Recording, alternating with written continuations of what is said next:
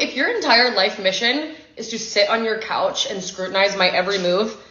That is not my entire life mission. That being said, I would actually pay real American US dollars, cold hard cash, to see Taraswrld work 2 days at a Starbucks. Hi everyone, it's me again, and Squish Gang is present. And today, I'm gonna make the worst joke that everyone saw coming, because we finna be in the pit. And by that I mean, we're going to be talking about Taraswrld and her recent controversies over on TikTok. And I really think I popped off with the theory that I've applied on the script, because this creator seems to be thriving off of the idea of being ignorant intentionally and kind of trying to like sell this like I'm dumb because I want to thing. So we're going to hit them with some theory, some facts and logic, some knowledges, but first, shilling time. Links to sources, socials, ways to support the channel, including Amazon and Patreon, all down below, including any affiliate links to the applicable makeup on my face and anything else will all be down below, as well as an email to suggest longer form content. Also, blessed be my patrons. Thank you so much. Names on screen. Can you tell that I had a singing career that died before it started? So let's talk about Taraswrld a little bit. Or is it Tara? I think it's Tara. So she's recently come under fire again for this incredibly out of touch kind of fetishizing women-esque TikTok. And we're going to get into that a little bit more down the line. But there are videos that are already out there that go through like her past controversies, because apparently there was like this thing she would do with her bird where she'd like try to get it like aroused or something really creepy and weird and gross. That's not what we're going to be talking about today. There are lots of videos that go into like what she's always been like, and I'll link those down below.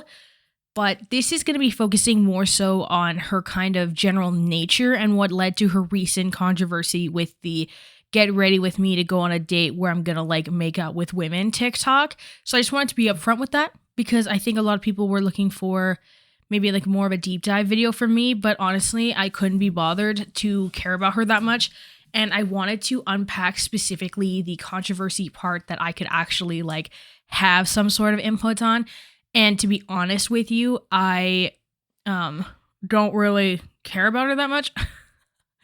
And I like to do deep dives on people that have like a history of like interesting rhetoric, but like she's just like dollar store Tana Mojo and like less interesting and has like worse lashes. Not much to do with that. So there's gonna be 3 parts of the video.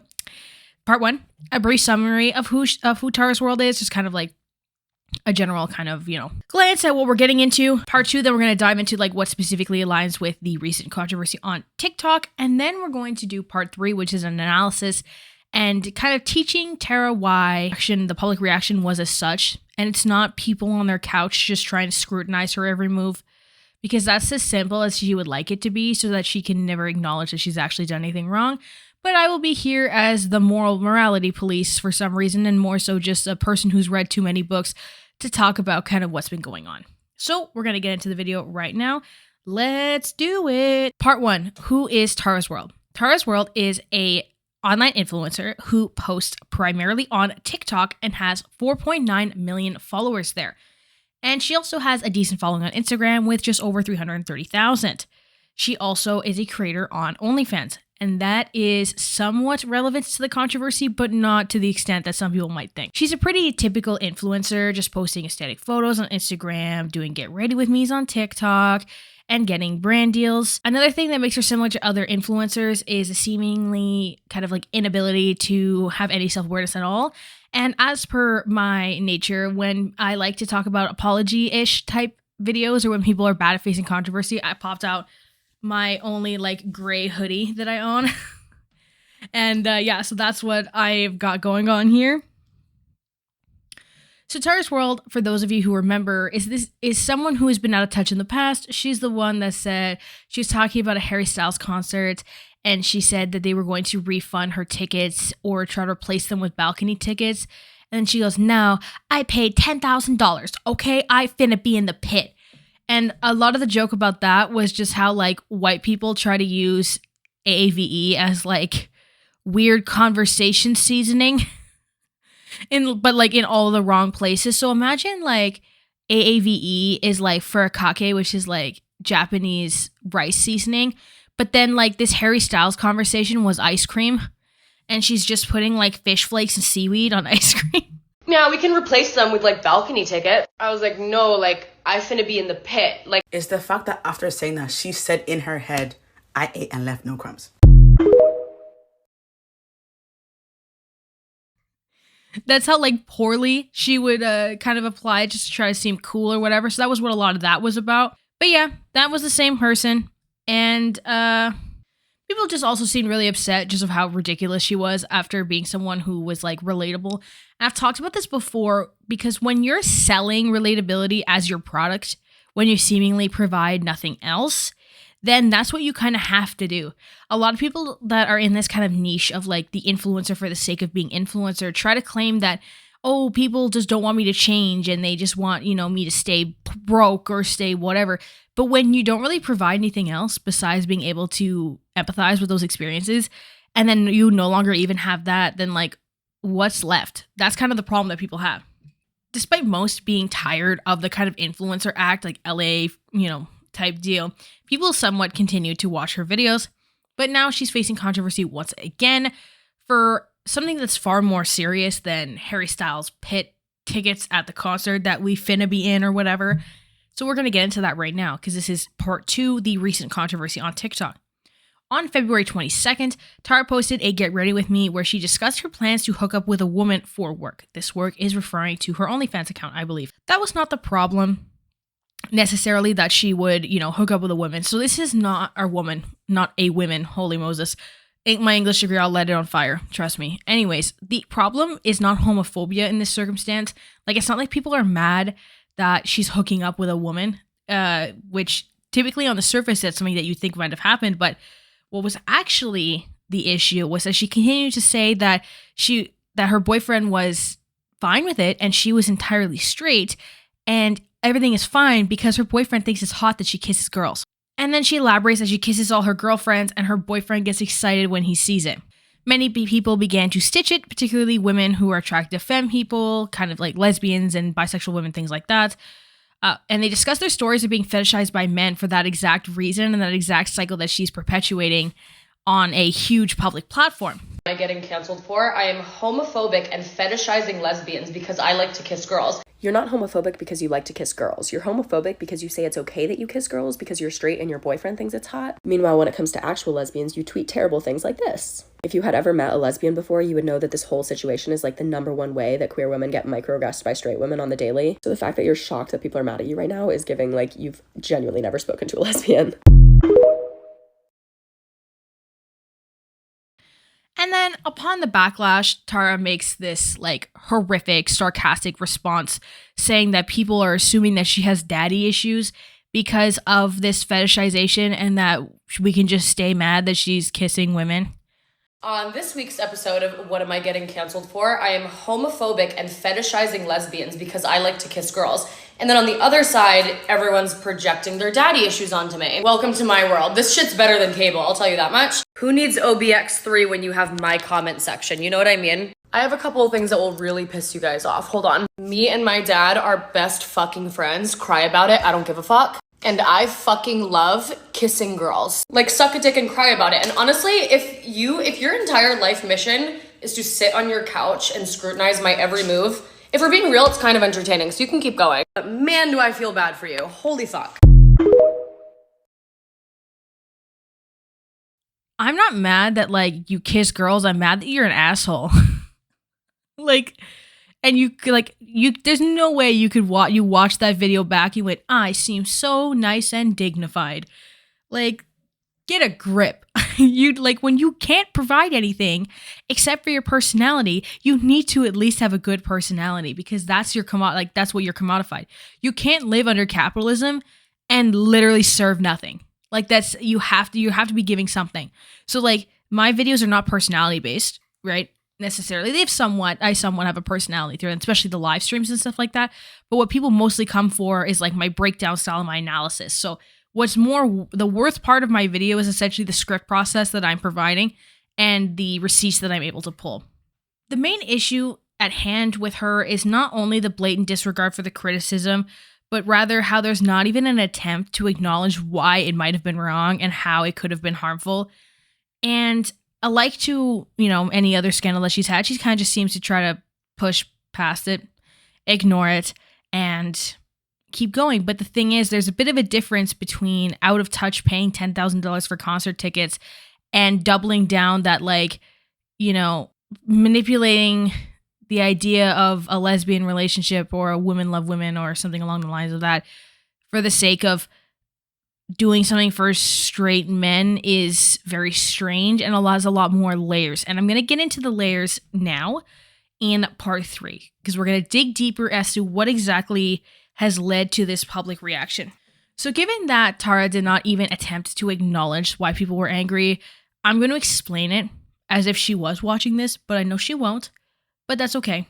But I'm going to explain to you why they're actually angry. For this, we need to go through some concepts of feminism.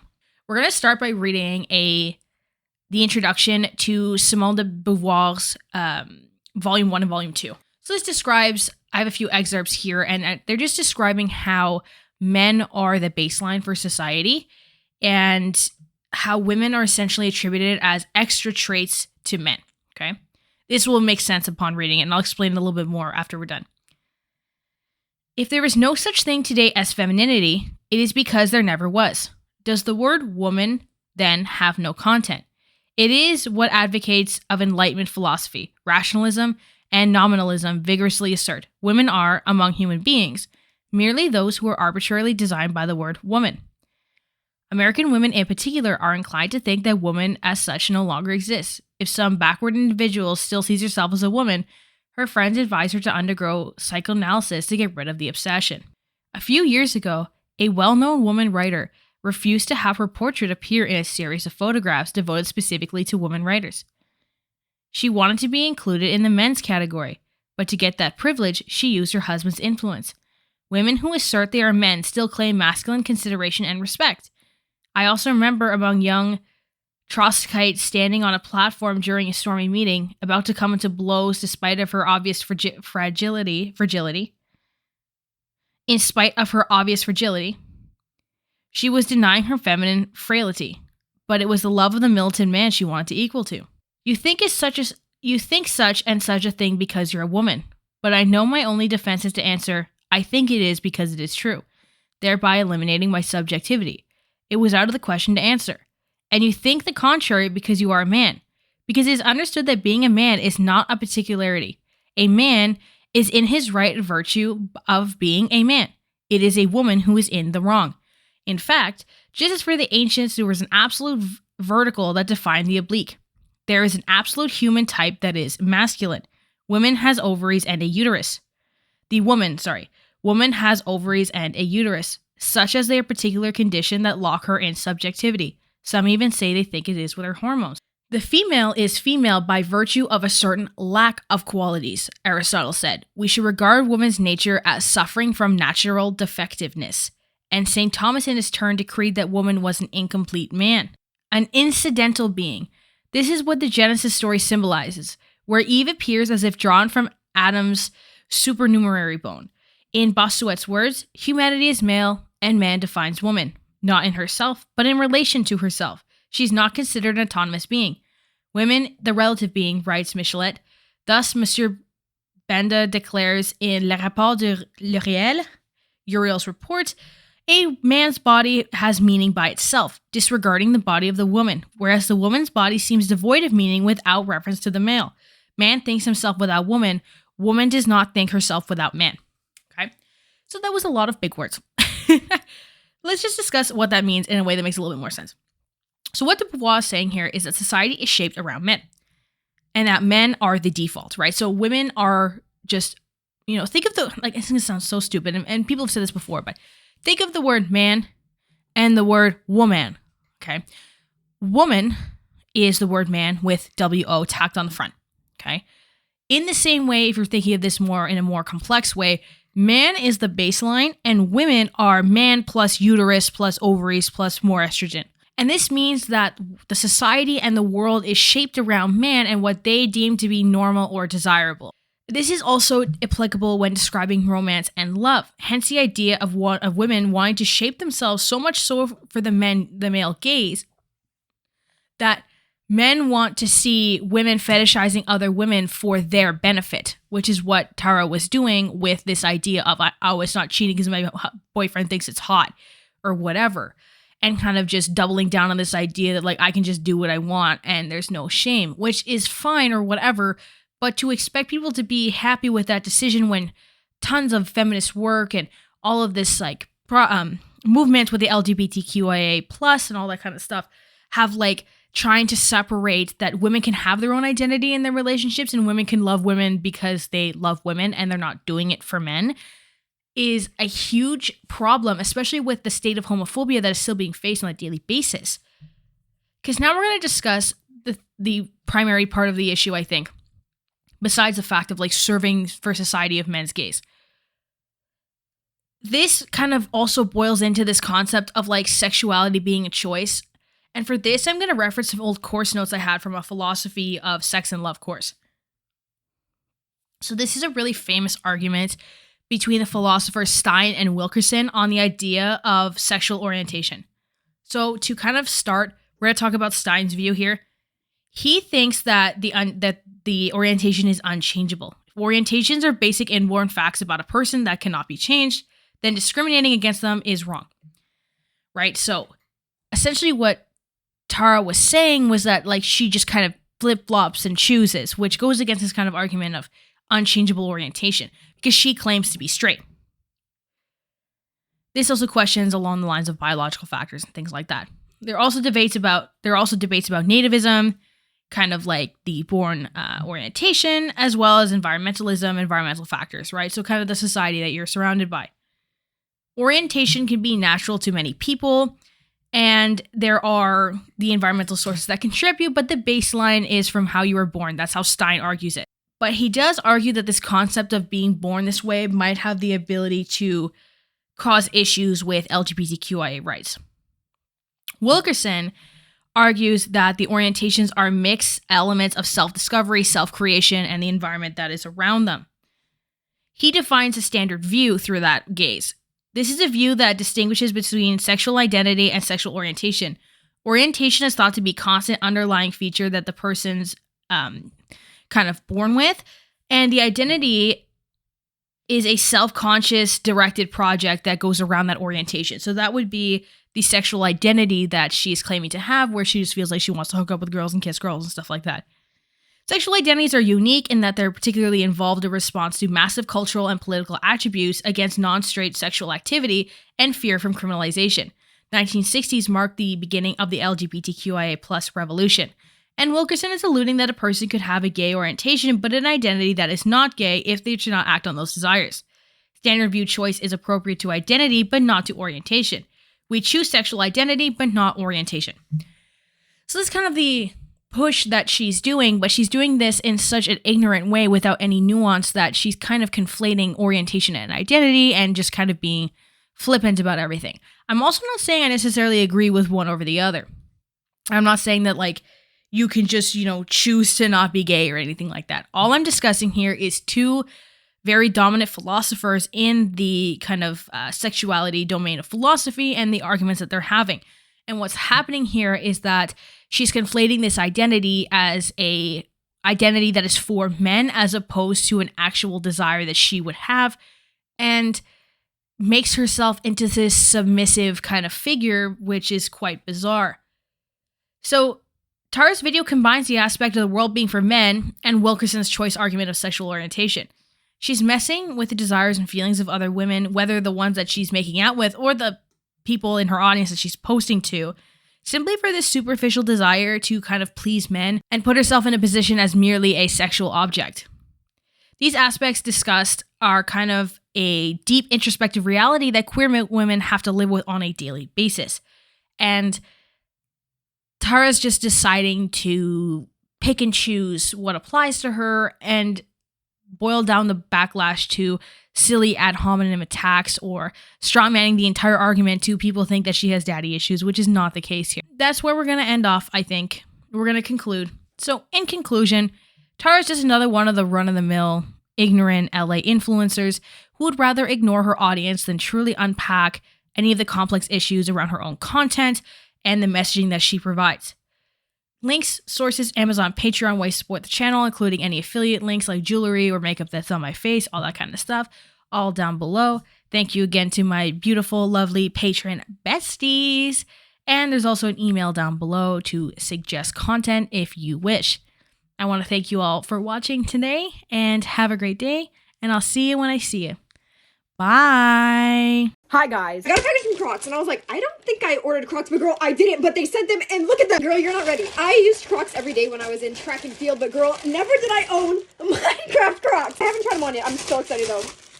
Oh my god, it's got it all. Oh my god, wait, let me put them on. Oh my god, they fit perfectly. And the gibbets, look at how cute they are. Made to fit a princess, they fit perfectly. Are you a sports mode kind of gal? Because I always wore mine not on sports mode, and then if you were in track and you wore yours with sports mode, people would make fun of you. Okay, but I lied because I put on sports mode, and why is it kind of awesome? Like, why can you go kind of crazy on sports mode? You can do